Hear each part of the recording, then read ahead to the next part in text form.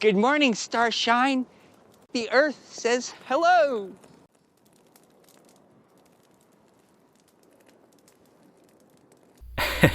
That will be the first and last time I'm referring to the Tim Burton remake, but it had to be done. So, Willy Wonka is back, I guess, right? The riots have paid off. We brought back Wonka to the silver screen. Yay! One good movie is never enough. It never is. There's no earthly way of knowing. But it's fun. The original Willy Wonka is a gem. A wholesome, feel-good, blissfully innocent backstory of the youngest CEO to ever take on the Wonka enterprise. Or maybe it's just in Wonka as well. The legalities of the movie are a bit vague. And actually, did you know that there is a written sequel by Roald Dahl, I think that's how you pronounce his name, called Charlie and the Great Glass Elevator? Yeah, I had no idea until I came across it at my local bookstore by chance a couple weeks ago. But, you know, it's here, and there's nothing we can do about it. But do not mistake me for saying that the upcoming release of this already defiles the sacred memory of Willy Wonka and the Chocolate Factory or whatever. It's a brand of one really solid movie, a really shitty movie, and an entertaining book. Like, this isn't Star Wars or Marvel, this is the property of one movie that people really enjoy, myself included.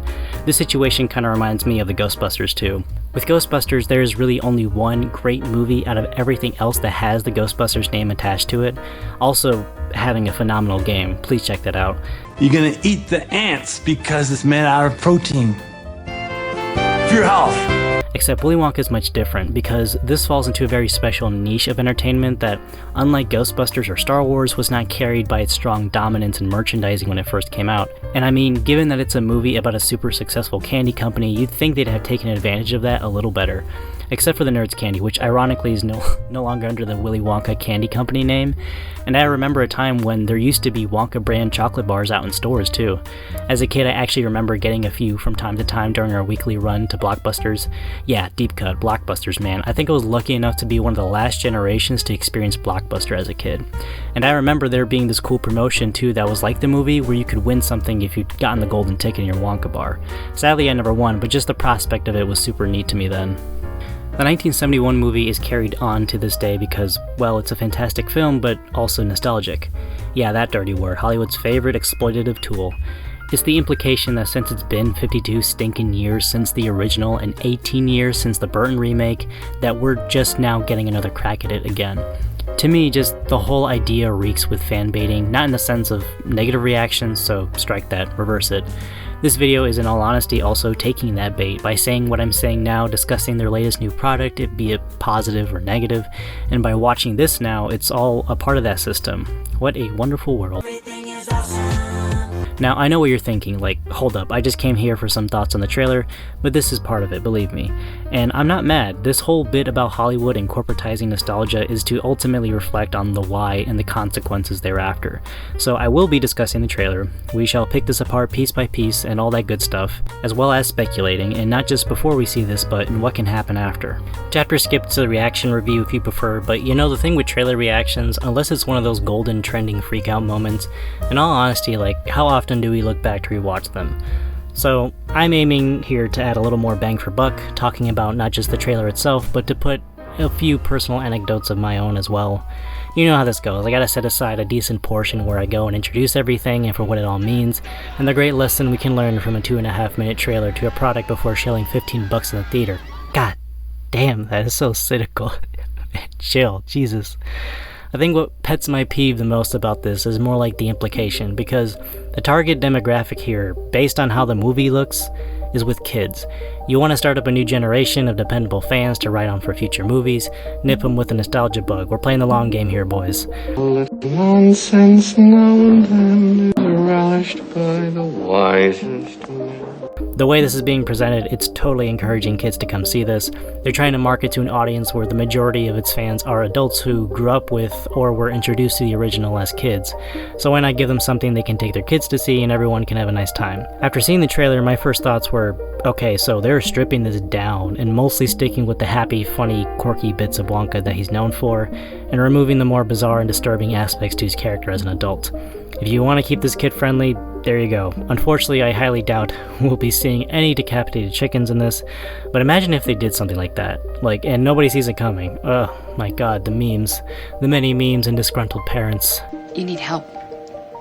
Sitting currently at 25 million views at the time of this recording, Warner Bros. Has mercifully graced us with footage of this long-awaited tease to the latest reincarnation of the Wonka story. There's three things it's trying to highlight the most here, and that's in the tone/presentation of how this is going to look and feel, a rough outline of the plot, and finally, to showcase a bit of Timothée Chalamet's performance as Willy Wonka, and I'll be going in that order. Starting with tone, again, they're definitely pushing this to be a lighthearted family film. That's not a critique, just an observation, which, compared to the previous two entries, I personally do prefer this, although I really do love the dark comedy-esque elements of the original. Help. Police. Murder. We've never seen a more wholesome, focused approach to the material before.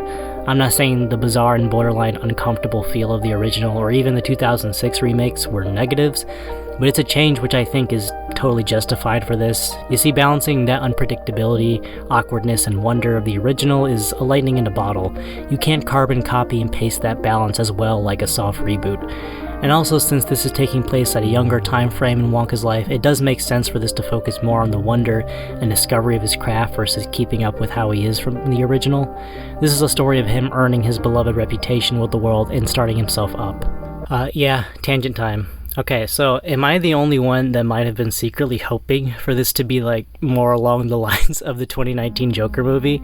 Hear me out, because if we want to get to the bare bones of it, I mean, Willy Wonka, man, he's such a fucking weirdo. A man that eccentric about candy is repressing some deep dark shit. I mean, come on. That or something really fucked him up for him to turn out that way. Not just with candy, but his behavior as well. Nothing phases him, but at the same time, he's borderline neurotic. You lose! Good day, sir! It's a stupid thought, I know, but if they really wanted to shake this up, it would have been hilarious if in this trailer he's a totally normal person. According to the novel, from what I found out, there is a reason explaining why he shuts down for a while, but fuck that, retcon it. Have fun with it. Yeah, and have the final shot to the trailer be a tease to when he's reached his peak into insanity. Here we go, Mama. It's just funny to toy with the idea of reimagining or heightening what Willy Wonka's breaking point was. You know, the Joker had his one bad day. Imagine this movie being about how Wonka finally snapped. Maybe he falls into a vat of acid, or kills a couple of rich assholes on his way home from work after getting fired. Maybe he lost the love of his life, who knows, I'm just saying. Or, okay, like, what if in the sequel to this, we finally get that? I don't know if this iteration is canon with the 71 movie, but maybe you could focus on that change explaining why he became a recluse for so many years. Maybe from the stress and burden of running the most profitable candy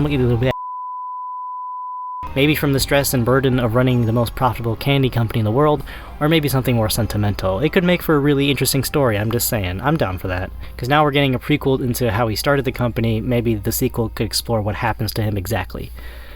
God, I need help. Or Adderall. I need some Adderall. God, my mind.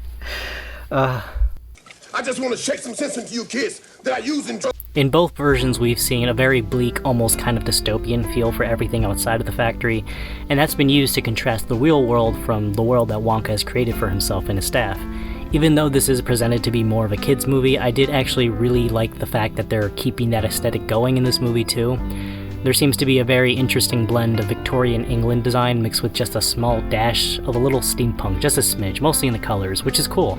I have no issues with how everything looks visually.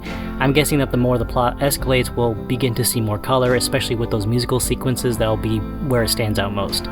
And from what I saw, this also seems to be shot really well, and I'm hoping they take advantage and try for more unique angles with the camera work, because that is one and probably the only semi-negative complaint that I have with the original movie.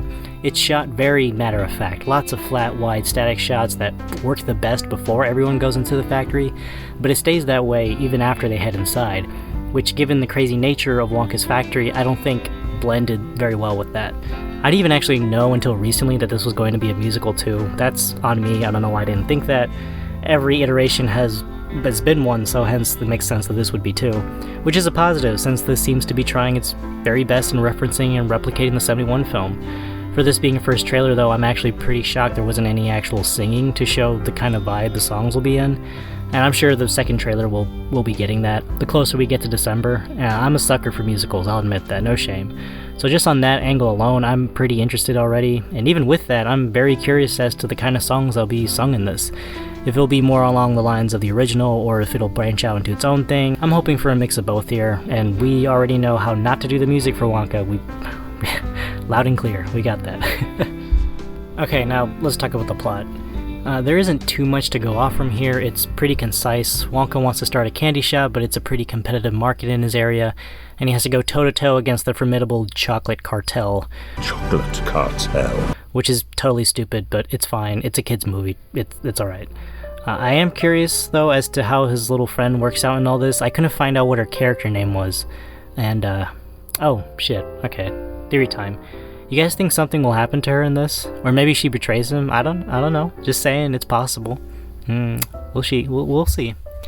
Oh, and I found out on the IMDb casting that Slugworth will be in this, apparently. Being played by Patterson Joseph. So, this guy right here. He's one of the members of the Chocolate Cartel rival. God, it's so stupid to say out loud.